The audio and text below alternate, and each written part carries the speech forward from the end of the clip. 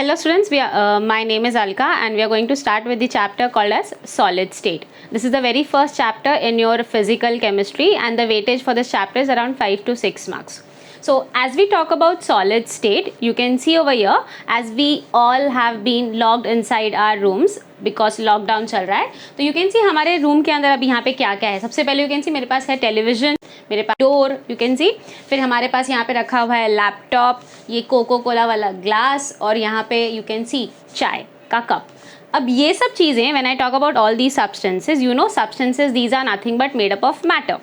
And when I say matter, you know matter is consisting of three fundamental states. The three common fundamental states of matter are what? Solid, then you have liquid and we have gas. Now when I talk about solid, liquid and gas, we all know कि when you heat the solid को जब आप heat करोगे तो वो convert होगा into liquid, liquid को heat किया तो convert होगा into gas. एंड सेम चीज़ जब मैं उसको कूल करूँगी, लाइक मैंने गैस को कूल किया तो वो कन्वर्ट होगा इनटू लिक्विड, लिक्विड को कूल किया तो it will get converted to solid.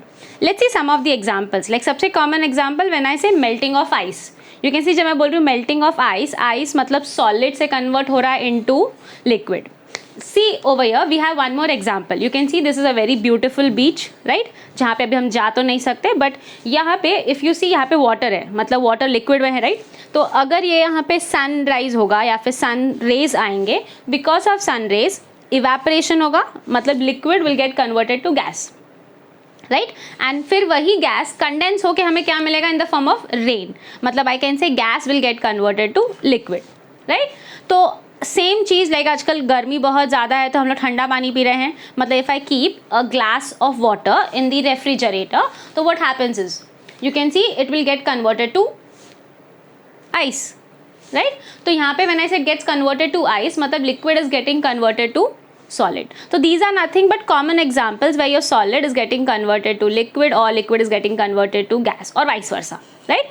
तो अगर जब मैं बोलती हूँ solid, liquid, gas, मतलब gases में हमने क्या पढ़ा है कि molecules they are very far away from each other. Liquids में molecules थोड़े से close हैं और solids में molecules बहुत ही ज़्यादा close हैं. अगर solids में molecules बहुत ज़्यादा close हैं मतलब उनके बीच में कुछ तो force of attraction है. तो you all know हमने पढ़ा है different forces of attraction like intermolecular forces of attraction जो हमारे पास है, like dipole dipole interaction, dipole induced dipole interaction, then we have is London forces, hydrogen bonding. तो we can say solids, liquids and gases, मतलब ये तीन fundamental states of matter है, ये और कुछ नहीं बट कि interplay of these intermolecular forces of attraction. We can see so these fundamental states of matter are nothing but the interplay of the intermolecular forces of attraction like dipole dipole interaction, dipole induced dipole interaction, London forces or we also call it as dispersion forces and hydrogen bonding. Now when we talk about the properties of these states of matter, हमने पढ़ा है solids में intermolecular force of attraction सबसे ज़्यादा strong है, जबकि liquids में it is moderate. Moderate मतलब less than solids but more than gases. जबकि gases में intermolecular force of attraction बहुत ही weak है क्योंकि molecules बहुत दूर हैं. Same when we talk about solids, हमने क्या पढ़ा है solids they have a definite shape, definite volume, मतलब डेंसिटी भी फिक्स्ड है. जबकि liquids when I say liquids they do not have a definite shape, they take the shape of the container but they have definite volume. Same when we talk about gases, gases neither do they have definite shape ना ही उनके पास definite volume है. तो when we talk about these three fundamental states of matter, you know liquids and gases हमने पहले ही पढ़ लिया है in detail in our 11th standard chapter that is called as states of matter. तो हम लोग यहाँ पे focus करेंगे with respect to solids and therefore the name of the chapter is solid state. Let's start by revising some of the characteristics of solids जो हमने पहले ही lower standards में पढ़ा है. Now when I talk about solids, you can see if I talk about solids, we know solids they have a definite shape and definite volume. तो अगर मैं बात करूँ ये ब्लॉक का, मतलब मैं fixed composition ले रही हूँ तो I can say if I talk about this solid which is having a fixed composition, मतलब इसका shape, volume fixed है, मतलब mass और density भी क्या रहेगा definite. तो I can say solids of fixed composition they'll have fixed mass, volume, shape and density. Moving to the next property, when I talk about solids, you can see when I talk about solids, the solids में जो molecules हैं उनके बीच में intermolecular force कैसा रहेगा और वो intermolecular के बीच में जो distance है वो क्या रहेगा. तो you can see over here if I take this same block and if I have a closure look, मतलब अगर मैं मॉलिक्यूल्स को मैग्नीफाई करके देखूं तो यू कैन सी यहाँ पे molecules they are very close to each other, मतलब आई कैन से उनके बीच में इंटरमॉलिक्यूलर फोर्स ऑफ अट्रैक्शन बहुत ज़्यादा स्ट्रॉन्ग है और ये मॉलिक्यूल्स बहुत नज़दीक है, मतलब इनके बीच में डिस्टेंस बहुत कम. तो if I say in solids intermolecular distances, I can say there is very less distance or I can say the intermolecular distance is shortest. क्योंकि intermolecular distance shortest है, we can say the intermolecular force of attraction, that is IMFOA, intermolecular force of attraction is very strong. As you can see, solids they have a definite shape, definite volume, density is fixed, मतलब I can say the solids are rigid. हम क्या बोलते हैं, solids अगर definite shape and volume है तो they are rigid and we say solids are incompressible. ना when I say solids, कोई भी सॉलिड पूरी तरह परफेक्टली सॉलिड नहीं होता है, मतलब आई कैन कंप्रेस इट 0.001%, इतना कम कंप्रेशन मैं कर सकती हूँ, तो हम उसको ऑलमोस्ट नेग्लिजिबल बोलते हैं, इसलिए I can say they are almost incompressible. जबकि लिक्विड्स को हम स्लाइटली कंप्रेस कर सकते हैं और gases they are highly compressible. And looking at the last characteristics of solid, you can see when I talk about solid, हमने अभी जब closer look लिया, यहाँ पे you can see particles, they are very close और उनका position क्या रहेगा, I can say they are having a fixed position, move नहीं कर रहे हैं. But when I talk about the motion, we see that the molecules they are very close to each other, मतलब हमें लगता है कि उनके बीच में कुछ भी movement नहीं है. But when I talk about motion, they do exhibit some kind of motion and we say they have some vibratory motion. So I can say in solids the constituent particles, I can say the constituent particles they have fixed position and they are in vibratory motion. So you have the last point that constituent particles in the solid they have fixed position and vibratory motion. So this was all with respect to characteristics of solids. Now in this chapter we are going to study about the classification of solids. Now when I say classification of solids, हम solids को classify करते हैं into two major types. सबसे पहला है crystalline solid and second we have is amorphous solid. So starting with the very first, that is crystalline solid. Now crystalline solid का सबसे common example हो सकता है diamond, राइट, क्रिस्टल जैसा दिखता है एकदम, बहुत इजीली हम बोल सकते हैं. उसके अलावा we can have another example that is sodium chloride. You can see when I say sodium chloride is made up of sodium Na plus and Cl minus ions. And अगर आपको पता रहेगा, अगर एक पॉजिटिव और एक नेगेटिव है तो they are going to bond to each other by ionic bond, right? So when we talk about crystalline solid, the very common examples we can have is certain metals, or I can say some of the alloys, or we can even say diamond, graphite, fullerene or salt. Moving ahead, you can see when I talk about the properties of crystalline solid, यहाँ पे हमने common 3-dimensional figure लिया हुआ है. अब ये 3-dimensional figure में अगर मैं बोलती हूँ NaCl, like I was having Na plus and Cl minus, you can see Na plus is a cation and Cl minus is an anion. तो जो Na plus cation है उसका साइज छोटा रहेगा तो will take this purple spheres as Na plus ions and these green ones as Cl minus ions. तो you can see ये picture में 3 डायमेंशन में आपको दिख रहा है कि अरेंजमेंट क्या है, Na plus Cl minus, Na plus Cl minus, मतलब सेम चीज़ बार बार रिपीट हो रही है और ओवरऑल स्ट्रक्चर में वही सेम मॉलिक्यूल्स हैं. It is repeating again and again, overall same दिख रहा है, राइट. तो आई कैन से crystalline solids they are homogeneous solids, और you can see the geometry over here regular है या फिर सेम चीज़ बार बार रिपीट हो रही है तो आई कैन से यूनिफॉर्म और we call it as homogeneous. The very first point you need to remember, crystalline solids are homogeneous solids. Is this clear? तो हमने फर्स्ट पॉइंट पढ़ लिया, crystalline solids are what, homogeneous solids. ना when I talk about this 3-dimensional figure, अगर मैं इसको 2D में पढ़ती हूँ तो ये डायग्राम सेम ऐसे रिप्रेजेंट होगा. We say crystalline solids are of long range order. Now, when I say crystalline solids are of long range order, the first question is what is order? Now, you know order मतलब क्या रहेगा, जब कोई चीज़ अपने आप को बार बार repeat करिए after certain time. Like अगर यहाँ पे हम देख रहे हैं पहले ग्रीन है फिर purple, green purple, green purple, मतलब वो चीज़ बार बार रिपीट हो रही है बट एक एक इंटरवल के बाद. तो it is somewhat like periodicity. हमने पढ़ा है periodicity means what, the property which repeats itself after certain time interval, मतलब like every morning, like after every 24 hours you get to see sunrise, after every 24 hours in the evening you get to see sunset, मतलब same चीज़ repeat हो रही है बार बार तो उसे हम periodicity बोलते हैं. तो ऑर्डर समवॉट वही है. तो when I say it exhibits long range order, तो we can see yes it exhibits long range order. But long range क्यों बोला है? Long range, you can see अगर मैं क्रिस्टल स्ट्रक्चर ले रही हूँ, यहाँ पे you can see the diagram over here, particles, अगर मैं बोलती हूँ ये पार्टिकल ए है, ये पार्टिकल बी, ए बी, मतलब यही पार्टिकल्स बार बार रिपीट हो रहे हैं for a long time, therefore we call it as what? It exhibits long range order. So you can remember crystalline solids are homogeneous solids. Second, crystalline solids are of long range order. Now when I say long range order, हम लोग यहाँ पे अगर particles की बात कर रहे हैं तो you can see we say the constituent particles are arranged in definite repeating pattern. Constituent particles, crystalline solids आपके आयोनिक सॉलिड्स हो सकते हैं, मतलब they are made up of ions, metallic solids हो सकते हैं, मतलब they are made up of metals. तो when I say crystalline solid, हम सिंपल डिफाइन कर सकते हैं, crystalline solids are those solids in which the constituent particles like atoms, ions, molecules, constituent particles like atoms, ions or molecules are arranged in a definite repeating pattern. They are arranged in a definite repeating pattern. मतलब वो pattern बार बार repeat होगा और वो pattern definite है.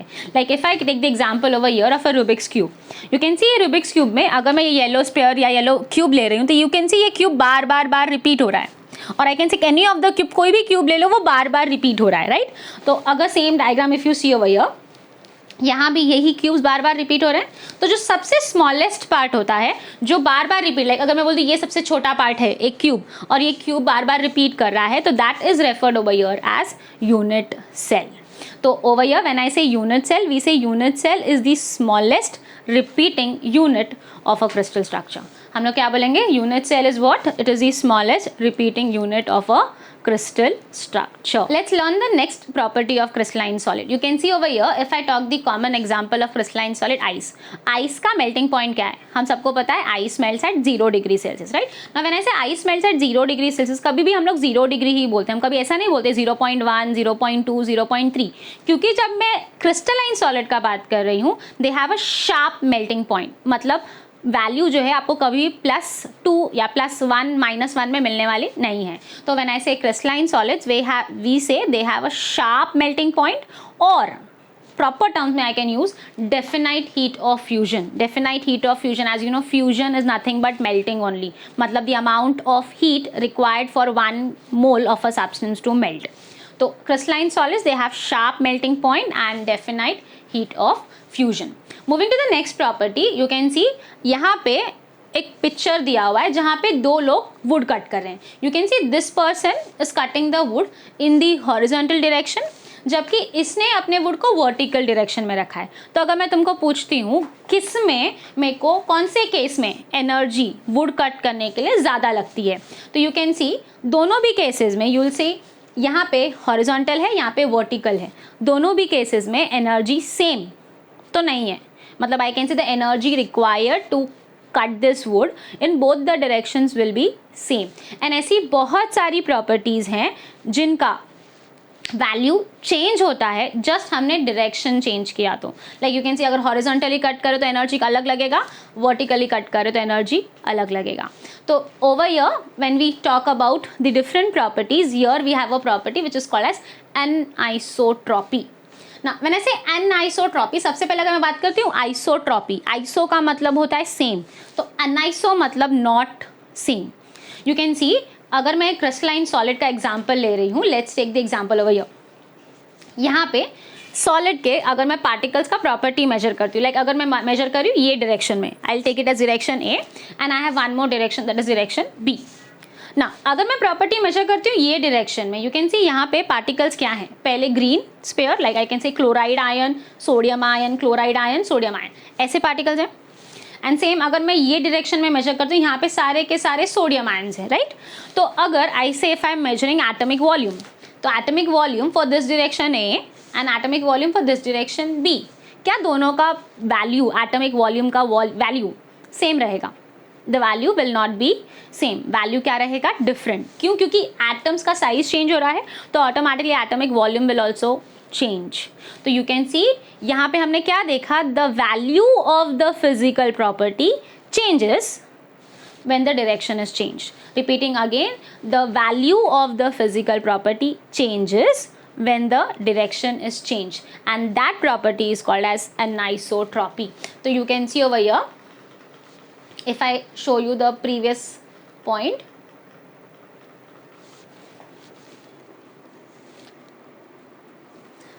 crystalline solids have the ability to change the value of physical properties when measured in different directions, and this property is called as anisotropy. याद रखेंगे crystalline solids, anisotropy को हम define कर सकते हैं, it is the ability of these solids to change the value of physical properties. Physical properties like you can have refractive index, dielectric constant, electrical conductance, which will change when measured in different direction.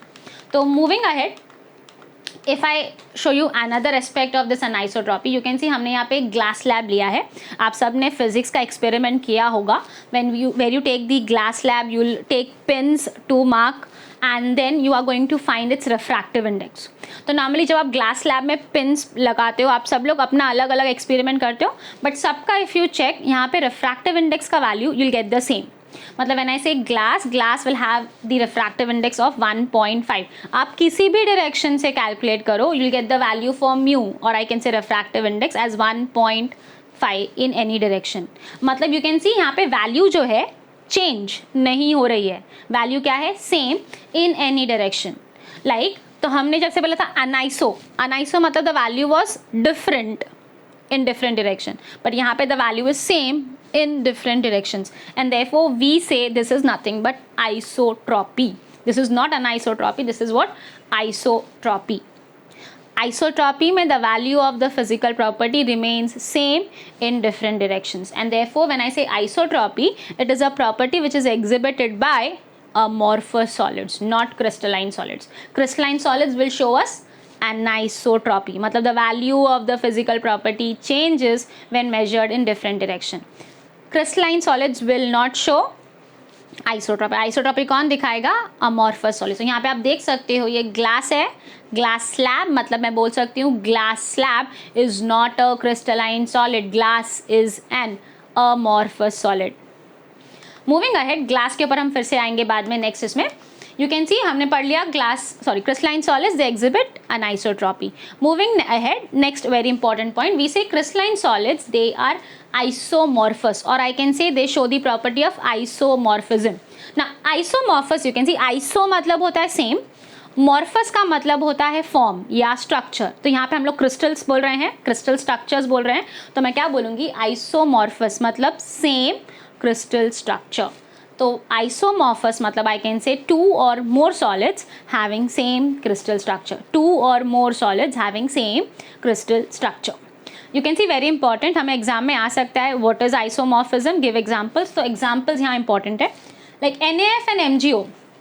We say ये दोनों solids जो हैं इनका crystal structure same है. If you see the stoichiometric ratio, NaF का ratio क्या आएगा, 1:1, और MgO का भी क्या आएगा, Mg एक है, O भी एक है, तो 1:1. मतलब I can say over here atomic ratio is 1:1, and therefore they have a similar crystal structure. Next, if I talk about NaNO3 and CaCO3, NaNO3 you can see Na1, N1 and O is 3, मतलब 1:1:3, and same चीज़ हमें यहाँ भी मिलेगी 1:1:3. Next, you can see K2SO4 and K2SeO4. K2 है मतलब 2 हो गया, S1 and O4 मतलब 2:1:4, और यहाँ भी सेम है. तो these substances they have, or I can say these solids they have similar crystal structure. We have one more Cr2O3 and Fe2O3. You can see Cr2 मतलब 2, O3 3 मतलब 2:3 का ratio. तो these are the examples of solids which are isomorphous, मतलब they are having similar crystal structure. Isomorphous, two or more solids having similar crystal structure. But यहाँ पे बहुत important exception है. You can see if I talk about NaCl and KCl, हमें क्या लगता है कि उनका रेशियो आएगा 1:1. Yes, क्योंकि 1 और 1 है, बट उनका क्रिस्टल स्ट्रक्चर सेम नहीं है, and therefore this a very important exception to remember. हम NaCl का स्ट्रक्चर डिटेल में पढ़ते हैं एंट्रेंस के लिए, तो that will be done later on. अभी के लिए इंपॉर्टेंटली याद रखेंगे NaCl and KCl they have stoichiometric ratio as 1:1, but they are not isomorphous, उनका क्रिस्टल स्ट्रक्चर सेम नहीं है. तो we have done with the next point, that is crystalline solids are isomorphous. Next, or I can say the last point, we say crystalline solids are polymorphous. or I can say they have the property of polymorphism. When I say polymorphous, poly का मतलब होता है many and morphous मतलब crystal structure, मतलब many crystal structure. जब एक substance अपने आप को एक से ज़्यादा crystal structures में exhibit कर सकता है in different conditions, एक substance जब अपने आप को एक से ज़्यादा crystal structures में exhibit कर सकता है in different conditions, that is called as polymorphous. So you can see a single substance when it crystallizes in two or more forms at different conditions. तो इसका सबसे common example polymorphous का हम ले सकते हैं silica, which crystallizes as quartz and cristobalite. अगर याद रहेगा group 13 P block में अगर आपने पढ़ा है, sorry group 13 नहीं, group 14 आपने पढ़ा है silica crystallizes as quartz and cristobalite. Similarly, I can also say we have calcite and argentite, which are nothing but polymorphous structures, or I can say crystalline structures of CaCO3, calcium carbonate. Polymorphous को ही हम लोग allotrope बोल सकते हैं जब हम लोग elements का बात करें. Like you can see quartz and cristobalite, they are substances, SiO2. जब मैं element के terms में बात कर रही हूँ तो हम यही चीज़ polymorphous को बोलते हैं allotropy. Like carbon, which crystallizes at diamond, graphite and fullerene. We can also have sulfur, which crystallizes over here as monoclinic and rhombic sulfur. You can see we have two forms of sulfur, दोनों भी yellow color में है, but उनका crystal structure देखो, monoclinic is somewhat needle shape, जबकि rhombic needle shape नहीं है. So these two are nothing but referred as allotropes. Example of allotropes, because यहाँ पे हम elements की बात कर रहे हैं, substances की बात नहीं कर रहे हैं. So this was all with respect to your properties of crystalline solids. Revising all these things again, you can see सबसे पहले हमने क्या पढ़ा? Crystalline solids, they are homogeneous solids, or I can say they are having a regular uniform structure. Next, they exhibit long range order. Order मैंने बताया था, जो चीज़ बार बार repeat हो रही है after certain interval. We studied the definition that crystalline solids are those solids in which the constituent particles कुछ भी हो सकते हैं, atoms, ions और molecules. They are going to repeat themselves in a definite repeating pattern. याद रखना है definite repeating pattern. हमें ये भी याद रख सकते हैं कि crystalline solids they are made up of nothing but unit cells. So unit cells क्या है? Repeating structural unit of a crystal structure. Next, we studied that crystalline solids they have sharp melting point or a definite latent heat of fusion. Next was crystalline solids they exhibit anisotropy. Anisotropy means the value of the physical property will change in different directions. Next, crystalline solids they are isomorphous, मतलब two or more solids having similar crystal structure. जिसमें एक exception याद रखना है, NaCl and KCl, उनका stoichiometric ratio same था but उनका crystal structure same नहीं है. Last is crystalline solids are polymorphous, मतलब एक सिंगल सब्सटेंस क्रिस्टलाइज करेगा in more than one form, more than two forms at different conditions, और same जब वो प्रॉपर्टी एलिमेंट्स एग्जिबिट करेंगे तो we call it as allotropy. Last, if you can see, if I talk about crystalline solids, all the elements and mostly compounds, if we talk about alloys, they are nothing but examples of crystalline solids.